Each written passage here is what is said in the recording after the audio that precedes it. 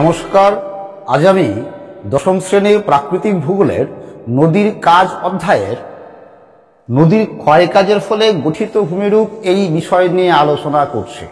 ঠিক আছে, তোমাদের মাধ্যমিকে কিন্তু প্রশ্ন হয় যে নদীর ক্ষয় কাজের ফলে গঠিত যে কোনো তিনটি ভূমিরূপের বিবরণ দাও। 5 নম্বরের প্রশ্ন হয়, খুব ইম্পর্টেন্ট প্রশ্ন।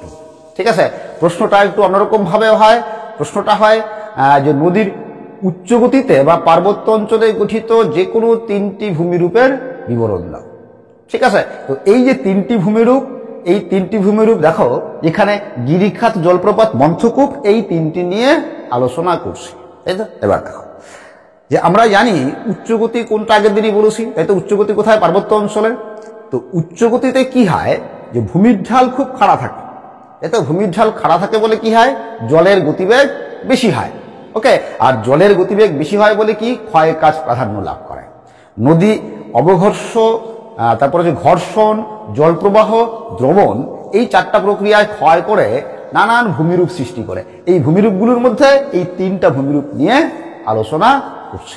এবার দেখি চলো যে গিরিখাত কি। যদি সংজ্ঞা বলি তাহলে এরকম যে আর্দ্র জলবায়ুযুক্ত পার্বত্য অঞ্চলে, আর্দ্র কথাটা এই কারণে বলছি, আর্দ্র জলবায়ু মানে কি, যে যেখানে কি প্রচুর বৃষ্টিপাত হয়, তাই বৃষ্টিবহুল জলবায়ু হচ্ছে কি আর্দ্র জলবায়ু। তাহলে আর্দ্র জলবায়ুযুক্ত পার্বত্য অঞ্চলে নদী তার ক্ষয়ের ফলে যে সংকীর্ণ ভি আকৃতির, মানে এই যে এরকম সংকীর্ণ ভি আকৃতির উপত্যকা গঠন করে, সেই উপত্যকাকেই বলা হয় গিরিখাত। ঠিক আছে, এবার দেখো যে এরকম সংকীর্ণ ভি আকৃতির উপত্যকা বা গিরিখাত সৃষ্টি হয় কেন। দেখো পার্বত্য অঞ্চলে কি হয়, দেখবে এই যে উপত্যকা আছে, এই পাশটাও খাড়া পাথরের দেওয়াল, এই পাশটাও খাড়া পাথরের দেওয়াল। এটা দুদিকে খাড়া পাথর। আবার নিচেও কি আছে, পার্বত্য অঞ্চলে নদীর তলদেশেও কিন্তু কি আছে বলতো, কঠিন শিলাস্তর, পাথর।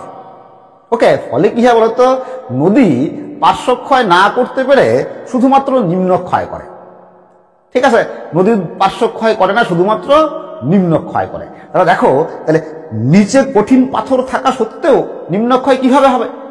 কি বলতো, অবঘর্ষ প্রক্রিয়ায়। কারণ নদীর জলের সাথে কি হয়, নুড়ি, বালি, কাঁকর এগুলো পরিবাহিত হয়। আর এগুলো তো ভেসে যায় না, এগুলো কি জলের তলদেশ দিয়ে কি ভূমির সাথে কি ঘর্ষণ করতে করতে যায়। এই তো ঠিক এরকম ঘর্ষণ করতে করতে যায়, ফলে কি হয়, তলদেশের ভূমি ক্ষয় হয়। তাহলে দেখো যে নিচেও কঠিন শিলাস্তর থাকায় নিচে কিন্তু ক্ষয় হয়, দুপাশে কিন্তু জলের দ্বারা ক্ষয় হয় না। কেন হয় না বুঝতেই পারছো কেন? কারণ পাথর দুপাশে তো, মানে নদীর পাথরগুলো তো আর ভেসে থাকে না যে দুপাশে জলের সঙ্গে পাথর থাকবে, মানে নুড়ি, বালি, কাঁকর থাকবে। এই জন্য পার্শ্বক্ষয় হয় না, তার মানে নিম্নক্ষয় হচ্ছে, পার্শ্বক্ষয় হয় না। আবার কি হয় দেখো, যেহেতু কি বলছি জলবায়ুটা আর্দ্র, ফলে কি হবে, নদীর দুপাশ থেকে এরকম, দুপাশ থেকে জলধারা মূল নদীতে এসে মিলিত হবে। তাই তো, তাহলে যখন দুপাশ থেকে জলধারা মূল নদীতে এসে মিলিত হচ্ছে, ফলে কি জলের পরিমাণ কি বাড়ছে, জল কি উচ্চতা বাড়ছে, মানে এই মনে করো জলের উচ্চতা, এবার দুপাশ থেকে যত জল মিশবে তত কি হবে, এর উচ্চতা তত বাড়বে। তাই তো, তাহলে এই যে উচ্চতা বাড়ছে, ফলে কি হচ্ছে বলতো, দুপাশ থেকে এই জলধারা নেমে আসার দরুন কি হয়, এই সাইডে কি বলতো ভূমির ধস নামে। ওকে, তাহলে এই যে দুই পাশে ভূমির ধস নামছে, ফলে সেটাও তো পার্শ্বক্ষয়। তাই তো, ফলে কি হচ্ছে, পার্বত্য অঞ্চলে তাহলে বলতে পারি কি বলতো, যে নিম্নক্ষয় বেশি হয় এবং পার্শ্বক্ষয় খুব কম হয়। তাই তো, ফলে কি হবে, তাহলে পার্শ্বক্ষয় কম হওয়া মানে কি নদী কম চওড়া হবে, আর নিম্নক্ষয় বেশি হওয়া মানে কি নদীর গভীরতা বেশি হবে। এই জন্য ভি আকৃতির উপত্যকা গঠিত হয়। এবার যদি বলি যে গিরিখাতের বৈশিষ্ট্য কি, দেখো গিরিখাতের বৈশিষ্ট্য কি বলতো, যে দেখো একটু আগে বলেছি গিরিখাতে কি হয়, কি চওড়া খুব কম হয়, নদীর চওড়া খুব কম হয়, কিন্তু গভীরতা বেশি হয়। তাই তো, তাহলে এটা মনে করো এটা একটা পাহাড়, এটা একটা পাহাড়, মাঝখানে এই নদীর ভি আকৃতির উপত্যকা, তার মানে এটা গিরিখাত। তাই তো, তাহলে গিরিখাত মানে কি হবে, কি নদীর চওড়া কম, গভীরতা বেশি, এটা একটা বৈশিষ্ট্য। ওকে, আরেকটা বৈশিষ্ট্য কি দেখো, যে নদীর তলদেশের ভূমি, মানে এটা হচ্ছে নদীর একদম তলদেশ, আর নদীর দুই পার্শ্ববর্তী এলাকার ভূমি, তাহলে ভূমির উচ্চতা, এটা কি বলতো, নদীর তলদেশ, মানে এই যে এই লাইনটা টানলাম, এটা কি নদীর তলদেশ আর দুই পাশের ভূমির উচ্চতার মধ্যে কি উলম্ব ব্যবধান। তাই তো, তার মানে কি নদীর দুই পাশের ভূমি আর তলদেশের মধ্যে উলম্ব ব্যবধান বেশি হয়। এই দুটো হচ্ছে মূল বৈশিষ্ট্য। এবার উদাহরণ যদি বলি কি বলতো, মনে রাখবে যে নেপালের কালীগণ্ডক নদীর গিরিখাত, নেপালের কালীগণ্ডক নদীর গিরিখাত হচ্ছে পৃথিবীর গভীরতম গিরিখাত। এর সঙ্গে আরেকটা প্রশ্ন হতে পারে, দেখো যে নবীন ভঙ্গিল পার্বত্য অঞ্চলে গিরিখাত দেখা যায় কেন? যেমন হিমালয় কিন্তু নবীন ভঙ্গিল পার্বত্য অঞ্চল বলে, হিমালয়ে কিন্তু বহু গিরিখাত দেখা যায়। ঠিক আছে, দেখো কেন এরকম হয়। দেখো যে নবীন ভঙ্গিল পার্বত্য অঞ্চল মানে কি বলতো, এখনো গঠন হচ্ছে। কোন শিলায় গঠিত? ভঙ্গিল পর্বত মানে কোন শিলা? পাললিক শিলা, মানে কি নরম শিলা, এই তো। তাহলে পাললিক শিলা, নরম শিলা ফলে কি ক্ষয় কাজের মাত্রা এমনিতেই বেশি হবে। আর হিমালয় পর্বত বা নবীন ভঙ্গিল পার্বত্য অঞ্চলের মধ্য দিয়ে যে নদীগুলো প্রবাহিত হচ্ছে, সেই নদীগুলো হচ্ছে পূর্ববর্তী নদী। যেমন আমাদের গঙ্গা, তিস্তা, ব্রহ্মপুত্র, এগুলো কিন্তু পূর্ববর্তী নদী বা অ্যান্টিসিডেন্ট রিভার। তো পূর্ববর্তী নদী মানে কি জানো তো, যে পূর্ববর্তী নদী মানে হচ্ছে যে কোনো একটা ভূমিরূপ গঠনের আগেও নদীটা যদি ছিল, বর্তমান ছিল, তাহলে সেই নদীটা হচ্ছে পূর্ববর্তী নদী। তার মানে কি জানো তো, যে মনে করো হিমালয় পর্বত কবে হয়েছে, যে আজ থেকে মোটামুটি 12 কোটি বছর আগে হিমালয় পর্বতের উৎপত্তি হয়েছে, তাই তো। তাহলে ওই হিমালয় পর্বতের উত্থানের আগেও কিন্তু এই তিস্তা বলো, গঙ্গা বলো, ব্রহ্মপুত্র বলো, এই নদীগুলো ছিল, তাই তো। তাহলে মনে প্রশ্ন জাগতেই পারে যে পর্বতটার উত্থান হচ্ছে, নদীগুলো তোর পথ আটকে যাওয়ার কথা, তাই তো, কিন্তু পথ কিন্তু আটকায়নি, এখনো প্রবাহিত হচ্ছে, তাই তো। কি করে দেখো, খুব সহজ করে যদি বলি, দেখো যে মনে করো এই একটা আপেল আছে, দেখো এই একটা আপেল নিলাম, ঠিক আছে। এই আপেলটাকে আমি এই ছুরি দিয়ে মনে করো 2 টুকরো করবো। দুরকম ভাবে করতে পারি। আমার এই আপেলটা স্থির রাখতে পারি, এই ছুরিটা মানে ডান হাত দিয়ে এরকম জোরে চাপ দিলে আপেলটা কাটবে, ওকে, কাটবে তো। আবার কি হতে পারে বলতো, আমি মনে করো এই ডান হাতের ছুরিটা আমি স্থির রাখলাম, আর আপেলটাকে, বা হাতের আপেলটাকে এরকম নিচ থেকে উপরের দিকে চাপ দিলাম, তাহলেও কাটবে, কি তাই কিনা? ঠিক এভাবেই যে নদী কিন্তু তার জায়গাতেই আছে, ঠিক এরকম নদী জায়গাতেই আছে, ওকে। আর নবীন ভঙ্গিল পর্বত ভূমি কি হচ্ছে, নিচ থেকে উপরের দিকে উঠছে, ফলে কি হচ্ছে, নদী তার জায়গাতেই আছে, এবং কি হচ্ছে, এই ভূমিরূপের উত্থানের সঙ্গে সঙ্গে কি হচ্ছে, নদীর তলদেশে ক্ষয় করে তার প্রবাহটাকে বজায় রেখেছে, ঠিক আছে। এই জন্য কি হচ্ছে, নবীন ভঙ্গিল পার্বত্য অঞ্চলে গিরিখাত বেশি দেখা যায়। তাহলে কটা কারণ, একটা হচ্ছে কি যে পার্বত্য অঞ্চলে নবীন ভঙ্গিল পার্বত্য অঞ্চলে কি নরম শিলা বা পাললিক শিলায় গঠিত, এই জন্য ক্ষয় কাজের মাত্রা বেশি। আরেকটা কি, যে নবীন পার্বত্য অঞ্চলে বা ভঙ্গিল পার্বত্য অঞ্চলে যে নদীগুলো আছে, এই নদীগুলো কি পূর্ববর্তী নদী, ওকে, ফলে ভূমিকে কেটে গভীর করে গিরিখাত। এবার দেখি জলপ্রপাত কি। দেখো কিরকম, যে পার্বত্য অঞ্চলে যদি হঠাৎ ভূমি ঢালের পরিবর্তন ঘটে, কিরকম দেখো, এই মনে করো কোনো পার্বত্য অঞ্চলের ভূমি, এর উপর দিয়ে মনে করো এই নদী প্রবাহিত হচ্ছে, তাহলে এখানে এসে কি হলো, হঠাৎ কি ভূমি ঢাল কি খাড়া নিচে নেমে গেল। তাহলে পার্বত্য অঞ্চলে যদি হঠাৎ ভূমি ঢালের পরিবর্তন ঘটে, তাহলে কি হয়, নদীর জল উপর থেকে নিচে লাফিয়ে পড়ে, তাই তো, উপর থেকে নিচে লাফিয়ে পড়ে। তাহলে এই যে উপর থেকে নিচে লাফিয়ে পড়ে নদীর জল, এই অংশটাকে বলা হয় নদীর জলপ্রপাত, ঠিক আছে। এবার দেখো এই জলপ্রপাত কি করে সৃষ্টি হয়। জলপ্রপাত সৃষ্টির অনেকগুলি কারণ আছে, ঠিক আছে। এটা কিন্তু আলাদা করে প্রশ্ন হয় 3 নম্বরের, যে কি কি কারণে নদীর গতিপথে জলপ্রপাতের সৃষ্টি হয়, ঠিক আছে। দেখো আমরা কারণগুলো এক এক করে দেখি।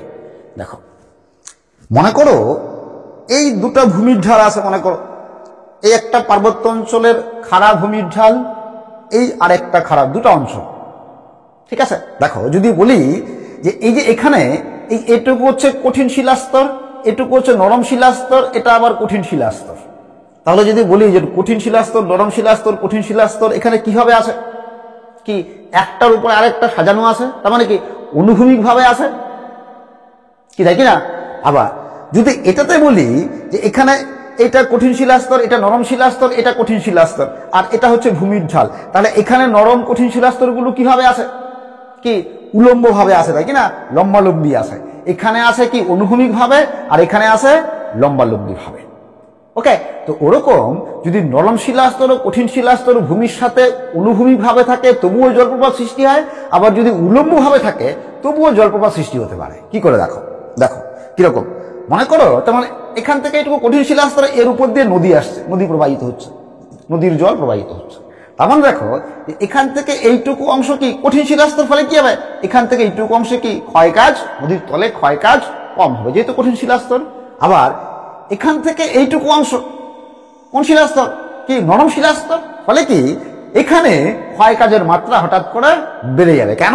কঠিন শিলাস্তর অতিক্রম করে নরম শিলাস্তরে নদীর জল এসে পৌঁছেছে। এটা ফলে কি হবে, এখানে প্রথমে একটা এরকম খাঁজের সৃষ্টি হয়, এরকম ক্ষয় হয়ে খাঁজের সৃষ্টি হয়। যত দিন যায় এবার কি হবে, জল উপর থেকে কি নিচে লাফিয়ে পড়ে। এখানে কেন খাঁজ সৃষ্টি বুঝতে পারছো, কেন কি? কারণ নরম শিলাস্তর, ফলে দ্রুত ক্ষয়ে সরে যাবে, তাই তো। দীর্ঘদিন ধরে এরকম ক্ষয় হতে হতে এই জায়গাটা ঠিক এরকম হয়ে যায়, এরকম গভীর খাঁজের সৃষ্টি হয়। ওকে, ফলে এই অবস্থায় কি হবে, নদীর জল উপর থেকে নিচে এরকম লাফিয়ে পড়ে জলপ্রপাতের সৃষ্টি হয়। ঠিক আছে, আবার দেখো ঠিক এখানে কি আছে, যে কঠিন শিলাস্তর, নরম শিলাস্তর, কঠিন শিলাস্তর কি উলম্ব ভাবে আছে। তাহলে দেখো এখানে কিরকম, তার মানে মনে করো এর উপর দিয়ে নদী প্রবাহিত হচ্ছে। ওকে, তার মানে এখান থেকে উৎস থেকে এইটুকু পর্যন্ত নদী কোন শিলাস্তর মধ্যে দিয়ে আসছে, কি কঠিন শিলাস্তর। এবার যখন এখানে পৌঁছালো, এরপরে কি এটুকু কি নরম শিলাস্তর। এখানে একই প্রক্রিয়া ঘটবে, কি হবে, নরম শিলাস্তরে পৌঁছানোর পরে ক্ষয় কাজের মাত্রা হঠাৎ বেড়ে যাবে। ফলে কি হবে, এখানে এরকম খাঁজের তৈরি হবে। ওকে, খাঁজের তৈরি হয়ে নদীর এই প্রবাহিত হবে।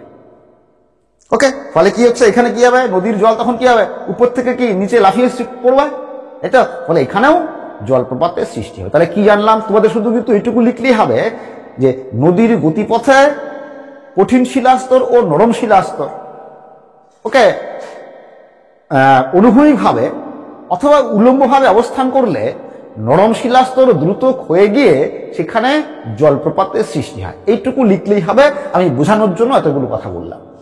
এবার 2 নম্বর কারণ দেখো, যে নদীর গতিপথে যদি আড়াআড়ি ভাবে চ্যুতির সৃষ্টি হয়, ওকে, তাহলে জলপ্রপাতের সৃষ্টি হয়। ওকে, কিরকম দেখো, মনে করো এই একটা ভূমির উপরিভাগ আছে, ঠিক আছে, এই নদী ভূমির ঢাল বরাবর প্রবাহিত হচ্ছে। আর এখানে মনে করো কোনো ফাটল তৈরি হলো বা চ্যুতি দেখা গেল। ওকে, তো ফাটল তৈরি হলো। এবার চ্যুতি মানে কি, তোমরা ক্লাস 9-এ পড়ার কথা, কি চ্যুতিতে কি হয়, যে ফাটল বরাবর কি শিলাস্তর কি উপর নিচ ওঠানামা করে। তাহলে এখানে ফাটল ধরার পরে শিলাস্তর দুটো খণ্ডে ভাগ হয়ে গেল, এটা একটা খণ্ড, এটা একটা খণ্ড, এই তো। এবার কোনো একটা খণ্ড উপর নিচ ওঠানামা করলেই সেটা হচ্ছে চ্যুতি। এবার যদি এরকম হয়, মনে করো এই খণ্ডটা নিচে বসে গেল, তাহলে ঠিক এরকম হবে ছবিটা, দেখো।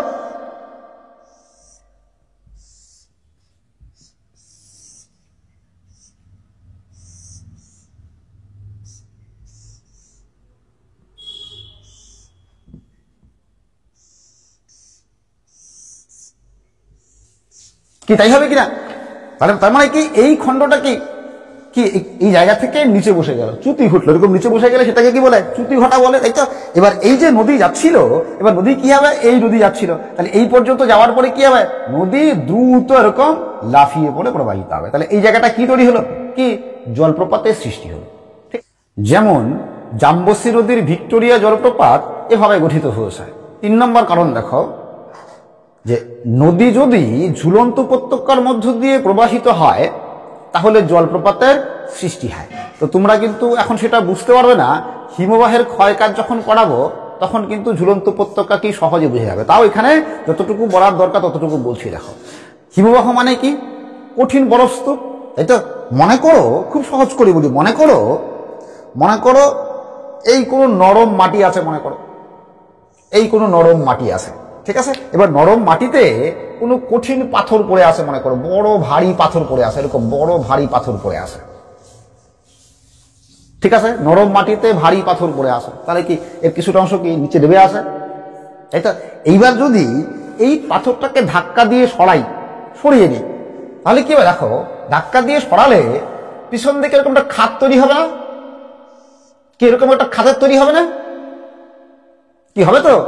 তাহলে এই যে খাত তৈরি হচ্ছে, দেখো, তাহলে পাথরটা সরষে বলে পিছন দিকে এরকম একটা খাতের তৈরি হচ্ছে। ঠিক একই রকম যে হিমবাহ হচ্ছে কঠিন বরফের স্তূপ, হিমবাহ যে পথে যায় সেই পথে এরকম ইউ আকৃতির এরকম খাতের তৈরি হয়, ঠিক আছে। এবার এই যে খাতটা কত বড় হবে সেটা নির্ভর করবে কিসের উপরে, মানে হিমবাহের খাতটা কত বড় হবে তা কিসের উপর নির্ভর করবে, হিমবাহের বরফ স্তূপটা কত বড় তার উপর নির্ভর করবে, ঠিক আছে। এবার দেখো এরকম যদি হয়, মনে করো যে পার্বত্য অঞ্চলে মনে করো এই একটা ছোট হিমবাহ যাচ্ছে, গিয়ে এই একটা বড় হিমবাহের সাথে মিলিত হচ্ছে। তাহলে এই পথে যাচ্ছে কে, বড় হিমবাহ, আর এই পথে যাচ্ছে কে, কি উপহিমবাহ মানে ছোট হিমবাহ, তাই তো? তাহলে দুটা হিমবাহ কি করবে, কি এরকম ইউ আকৃতির কি খাত তৈরি করবে, তাই তো? তাহলে এটা বড় হিমবাহ বলে কি এর খাতটা কি বেশি গভীর হবে, আর এটা ছোট হিমবাহ বলে কি খাতটা কি কম গভীর হবে, কি তাই কিনা? তাহলে যখন বরফ সরে যাবে, এবার মনে করো আর বরফ প্রবাহিত হচ্ছে না, কোনো কারণে বরফ সরে গেল, সে অনেক কারণ আছে, সেগুলো পরে আলোচনা করা যাবে। বরফ সরে গেল, তাহলে ভূমিটা কি দেখবো বলতো, ঠিক এরকম দেখবো। তাহলে এটা কি এই পথ দিয়ে এই ইউ আকৃতি উপত্যকাটা কার উপত্যকা, বড় হিমবাহের, আর এই ইউটা কার, ছোট হিমবাহের, তাই তো? এবার বরফ গলে গেলে যে জল হবে, তাই তো? এবার জল হলে তাহলে এই যে ছোট হিমবাহের উপত্যকাটা আছে, এই উপত্যকাটাকে বলা হয় ঝুলন্ত উপত্যকা, ঠিক আছে? এবার বরফ গলে জল হলো, তাহলে বরফ গলে জল হলে কি নদী তৈরি হবে।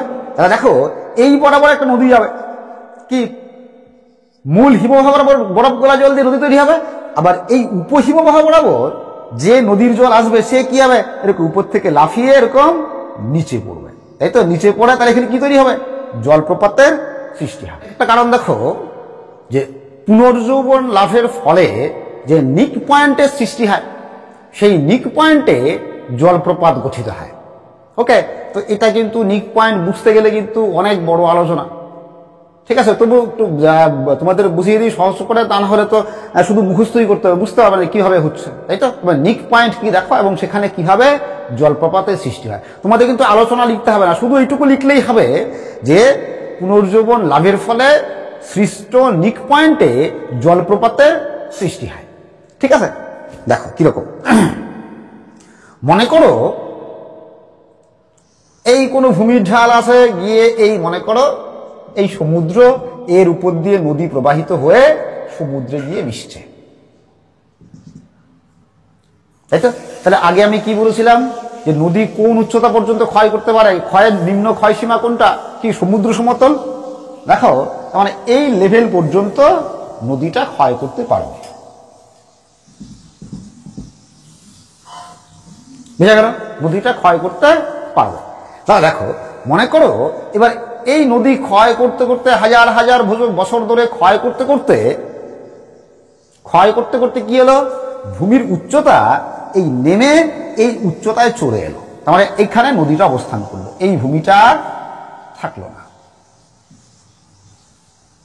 তাহলে ভূমিটা আগে এই উচ্চতায় ছিল, এবার ক্ষয় পেয়ে কি হলো, ক্ষয় কাজের শেষ সীমায় নেমে এলো, তাই তো? তাহলে নদী আর ক্ষয় করবে কি, আর ক্ষয় করবে না, এটাই নিম্ন ক্ষয় সীমা, তাই তো? নদীর প্রবাহ থাকবে কি, নদীর প্রবাহও থাকবে না। ওকে, ভূবিজ্ঞানীদের মতে যদি কোনো ভূমিরূপ ক্ষয় কাজের শেষ সীমায় পৌঁছায়, তাহলে সেখানে পুনর্যৌবন লাভ হয়। কিরকম দেখো, তাহলে এখানে কি নদীর জল কি স্থির আছে, কারণ কি, কারণ নদীর জলের উচ্চতা আর সমুদ্রের জলের উচ্চতা একই হয়ে গেছে, নদীর জল আর প্রবাহিত হচ্ছে না, নদীটা মরে গেছে। এইবার যদি এরকম হয়, এবং হয় এরকম হয়, হতেই হবে, যদি এরকম হয় মনে করো যে সমুদ্রের জলের পরিমাণ কোনো কারণে কমে গেল, সমুদ্র জলের উচ্চতা মনে করো এখানে নেমে চলে আসলো,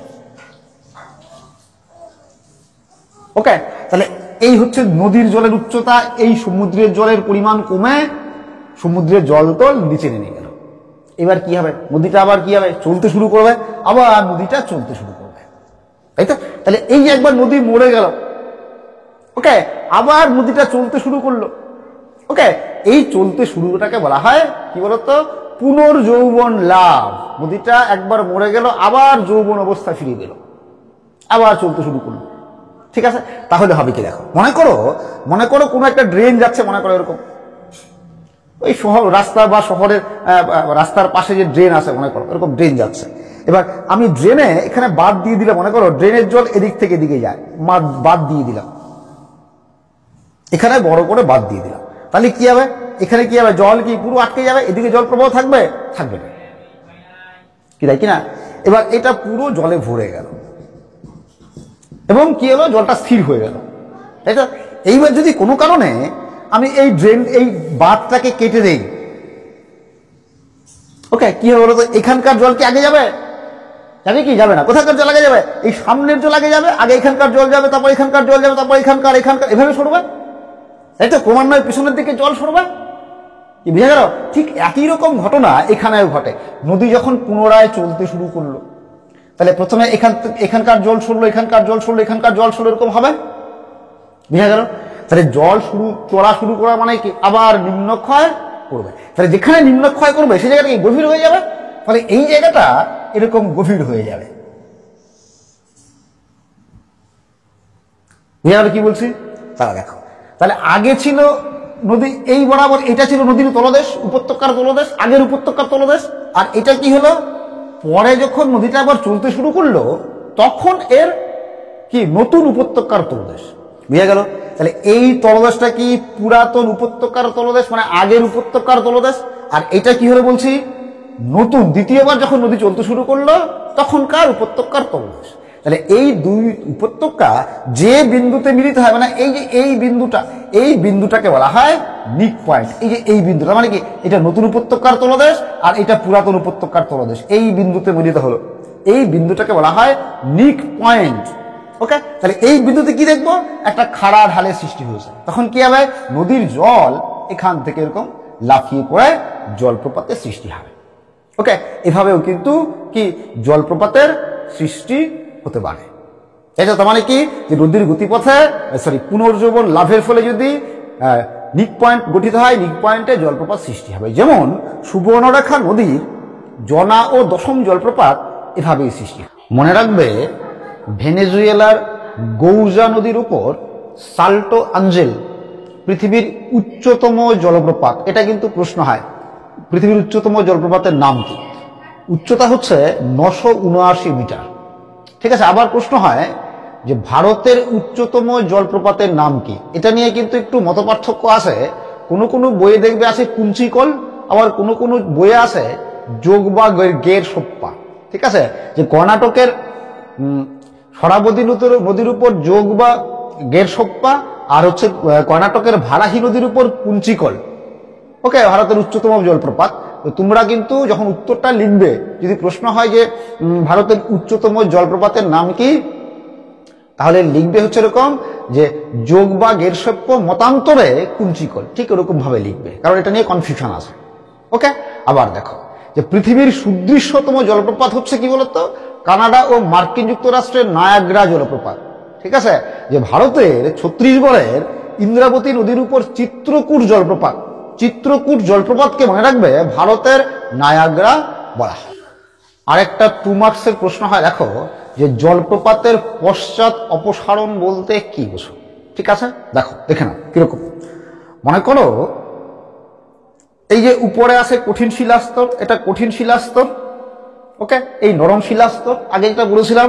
এবার এই কঠিন শিলাস্তরের উপর দিয়ে নদী প্রবাহিত হয়ে নরম শিলাস্তরে পড়ে এরকম কি হয়েছে, জলপ্রপাতের সৃষ্টি হয়েছে।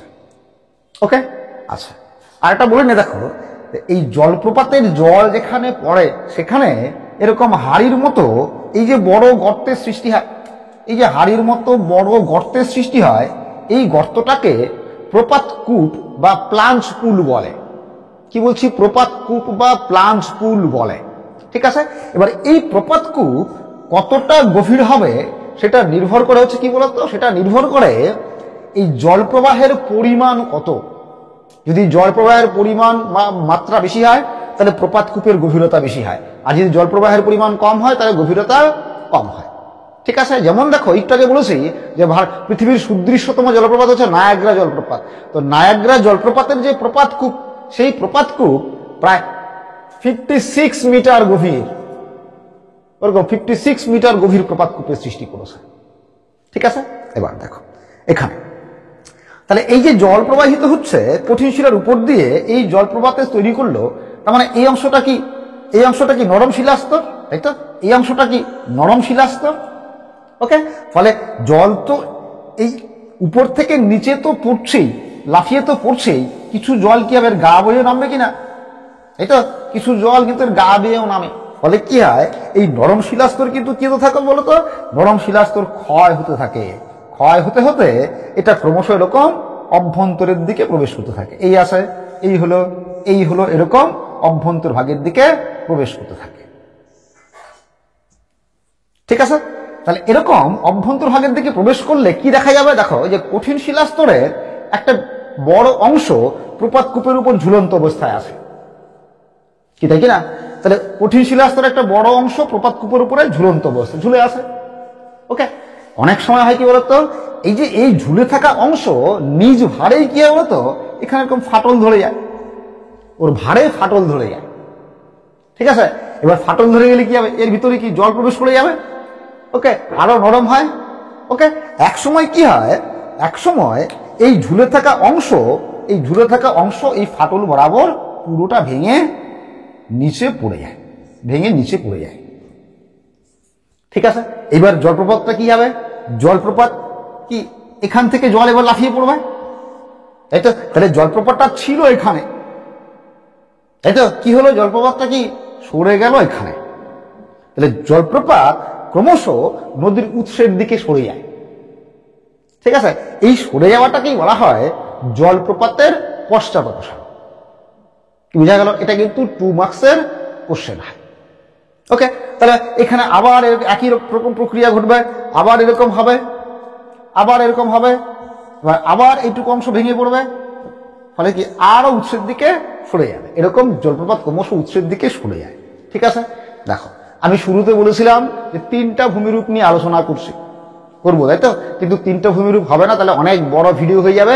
আজকে এই 2টা ভূমিরূপ নিয়ে আলোচনা থাক, একটা হচ্ছে কি গিরিখাত আর হচ্ছে জলপ্রপাত এবং আনুষঙ্গিক বিষয়। মনে রাখবে প্রত্যেকটা ভূমিরূপ কিন্তু আলাদা আলাদা করে প্রশ্ন হতে পারে। গিরিখাত আলাদা 3 নম্বরের প্রশ্ন হতে পারে, জলপ্রপাত আলাদা করে প্রশ্ন হতে পারে, জলপ্রপাতের পশ্চাদপসারণ আলাদা করে প্রশ্ন হতে পারে। ঠিক আছে, আজকে এখানেই শেষ করছি।